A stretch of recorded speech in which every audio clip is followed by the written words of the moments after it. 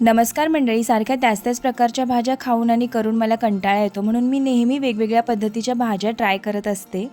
आणि आज जी मी फ्लॉवर वाटाण्याची भाजी बनवली आहे ती जर तुम्ही एकदा खाल तर तुम्ही नॉनव्हेजलाही विसराल, इतकी टेस्टी ही फ्लॉवर वाटाण्याची भाजी लागते। त्यासाठी सुरुवातीला फ्लॉवर चिरून 10 मिनिटं मिठाच्या गरम पाण्यात भिजवून ठेवला। त्यानंतर चाळणीत निथळत ठेवून तेलामध्ये अशा पद्धतीने फ्राय करून घेतलेला आहे। त्याच तेलामध्ये आता आपण मोहरी, हिरवी मिरची, अर्धा चमचा आल्याची पेस्ट, अर्धा चमचा लसणाची पेस्ट, कढीपत्ता घालून घ्यायचा आहे। त्यानंतर हिंग, हळद, काश्मीरी मिर्च पावडर, किचन किंग मसाला आणि थोडासा गरम मसाला घालून आपल्याला हे सर्व परतून घ्यायचं आहे।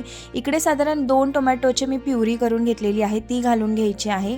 चवीनुसार मीठ घालायचं आहे आणि तेल सुटेपर्यंत आपल्याला हे मिश्रण वाफवून घ्यायचं आहे।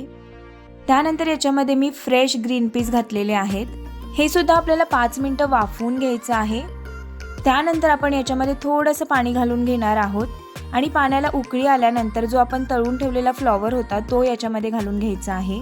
बारीक गॅसवर आपल्याला 10 मिनिटं भाजी शिजवून घ्यायची आहे। 10 मिनिटांनंतर इकडे आपली मस्त चमचमीत फ्लॉवर वाटाण्याची भाजी तयार झालेली आहे। वरून हिरवीगार कोथिंबीर घालायची आहे। आजची रेसिपी आवडली असेल तर व्हिडिओला नक्की लाईक करा। पुन्हा एकदा भेटूया अशा छानशा व्हिडिओमध्ये, तोपर्यंत बाय बाय।